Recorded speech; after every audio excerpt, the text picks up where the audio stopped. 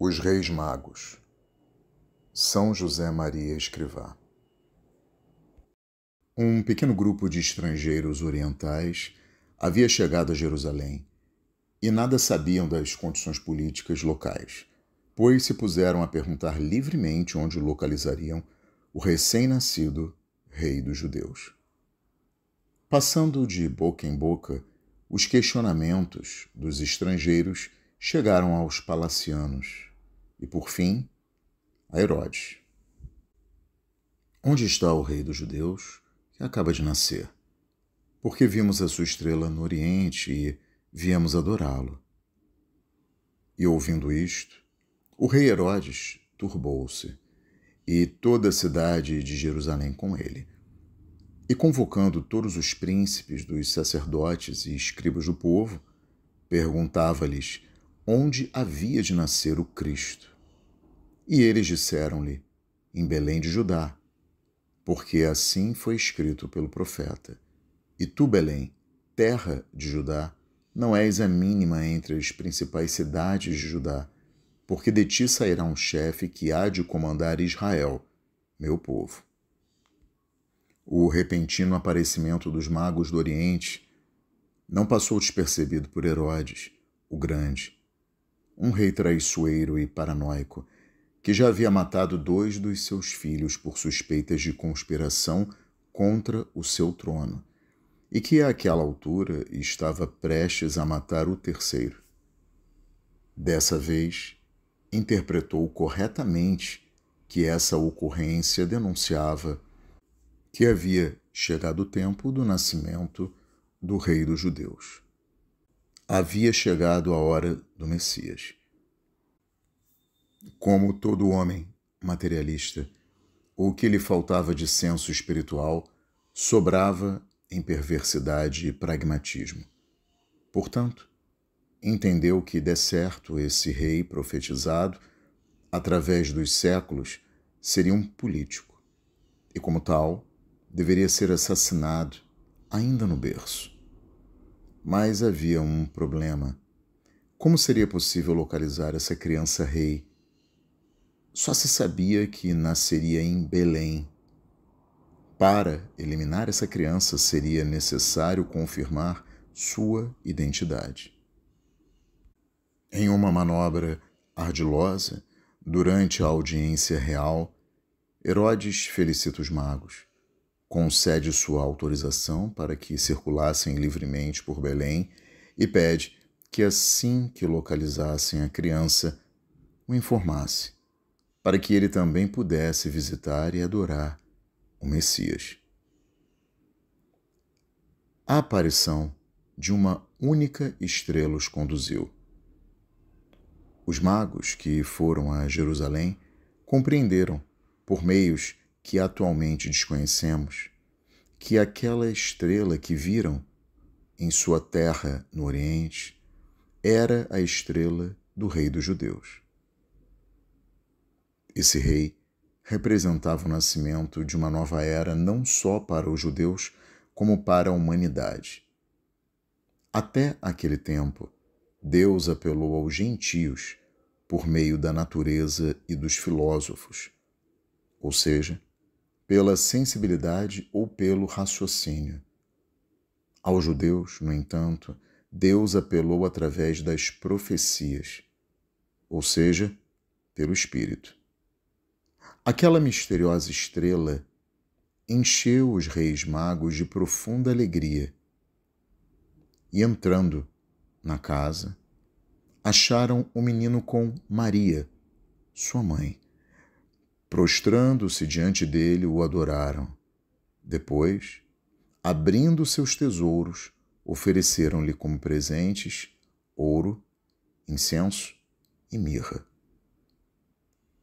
Em seu evangelho, Mateus não relata quantos eram os magos, mas a quantidade escolhida pela tradição é de 3, muito provavelmente por causa dos 3 presentes que foram oferecidos ao menino Jesus. Embora vindos de uma terra cuja cultura e religião estavam adornadas pelas estrelas, Os reis magos abandonaram suas tradições e costumes para se prostrar e adorar o menino que fez as estrelas. Os 3 presentes são muito representativos. Ouro, em honra de sua descendência do rei Davi. Incenso, em honra de sua divindade. E mirra, em honra de sua humanidade e morte.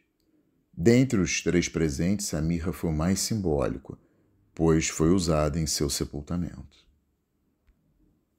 Mas Deus advertiu os sábios a não voltar a Herodes, e eles voltaram para sua terra por outro caminho. Ninguém que encontra Cristo de boa vontade volta pelo mesmo caminho que veio. Após alguns dias, Herodes percebe que foi enganado pelos magos orientais, que não voltaram para sua corte para lhe revelar a identidade da criança. O cruel monarca sabia que o rei dos judeus havia nascido e que residia em Belém, mas ignorava sua identidade. Para ele, essa criança precisava ser morta a todo custo, e diante desse impasse, motivado por sua paranoia, uma decisão prática foi tomada: matar todos os meninos com menos de 2 anos de idade em Belém. E, por incrível que pareça, assim foi feito. Os defensores do totalitarismo afirmam que o cristianismo é inimigo do Estado, pois os cristãos submetem sua vontade a Deus e não ao Estado, ou às desprezíveis figuras que o personificam. Nesse quesito, Herodes se destacou. Foi o primeiro déspota totalitário a perceber a proporção do perigo que lhe rondava e fez uso de seus melhores recursos para combater o Cristo. Mesmo recém-nascido, o Cristo já era um inimigo formidável e revelou-se invencível. Herodes inaugurou a lista dos inimigos de Deus, travestidos com belos títulos, tais como estadistas, humanistas, intelectuais, filântropos. Todavia, tais denominações não mudam o fato de que não passam de algozes da humanidade. Agem exatamente como os anjos caídos, que na impossibilidade de atingir Deus, descontam sua fúria flagelando os homens, mergulhando seus irmãos em sofrimento e miséria. O que os homens perguntam sobre Deus nunca é tão importante quanto o porquê perguntam. O mundo vos odiará, prometeu Jesus a todos que receberam seu selo. A perseguição seria a marca de seus seguidores. E nenhuma religião é tão bem caracterizada pela perseguição e martírio de seus fiéis quanto o cristianismo. Os cristãos são perseguidos e mortos em todos os continentes, embora seja um fato desconhecido de muitos. Anualmente, as vítimas são contabilizadas aos milhares. Logo após o episódio dos magos, José, em sonho, recebeu a revelação de um anjo que lhe advertiu para partir imediatamente com sua família para o Egito. Levanta-te, toma o menino e sua mãe e foge para o Egito. Fica lá até que eu te avise, porque Herodes vai procurar o menino para o matar. José levantou-se durante a noite, tomou o menino e sua mãe e partiu para o Egito. Ali permaneceu até a morte de Herodes. Todos os episódios da vida de Jesus que chegaram ao nosso conhecimento no Evangelho são profundamente simbólicos. Por isso mesmo dão margem a muitas interpretações. Mas no momento queremos sugerir uma questão.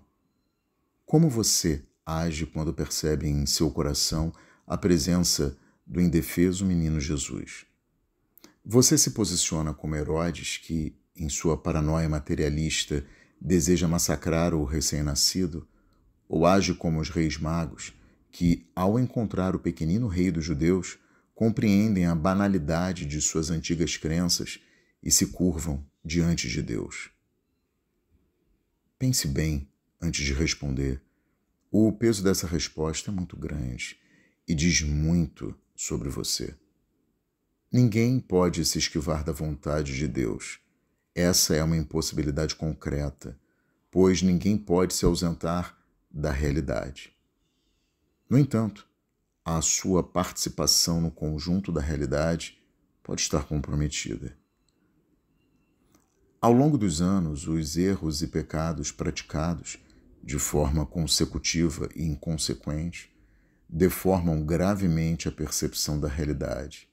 Sob essas condições, frequentemente uma coisa é reconhecida como outra.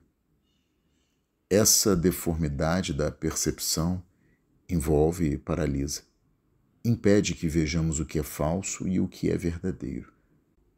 O pior é que o hábito gera mecanismos de condicionamento ao longo dos anos e faz com que não tenhamos mais consciência de quem de fato somos. A ausência de reta percepção faz com que as pessoas tomem coisas sem substância como sendo substanciais, ao mesmo tempo que coisas substanciais são tomadas como sem substância. Infelizmente, a grande maioria das pessoas está profundamente adormecida. A vida que levam, as emoções que as consomem, os objetos que desejam, fazem aprofundar esse sono paralisante. O selo de Cristo deixa marcas profundas na pessoa que o adquire. Deus passa a ser reconhecido como parte integrante do cotidiano. Ao reconhecer o papel de Deus, as pessoas passam por transformações muito profundas em suas capacidades de pensar e agir. A percepção é gradualmente restaurada e a reta visão volta a imperar sobre o indivíduo que, sem esforço aparente, sustenta posições e atitudes com determinação nunca antes vista. Herodes arquitetou planos para assassinar o menino Jesus. A maioria dos que odeiam ou são indiferentes a Jesus e a sua igreja, ou são porque permanecem com os olhos da percepção vendados pelo pecado. Por isso Jesus declarou que eles não sabem o que fazem. Mas e você? Sabe o que faz? Você age como Herodes ou como os reis magos? Antes de responder, ouça o meu conselho. Abandone-se em Deus.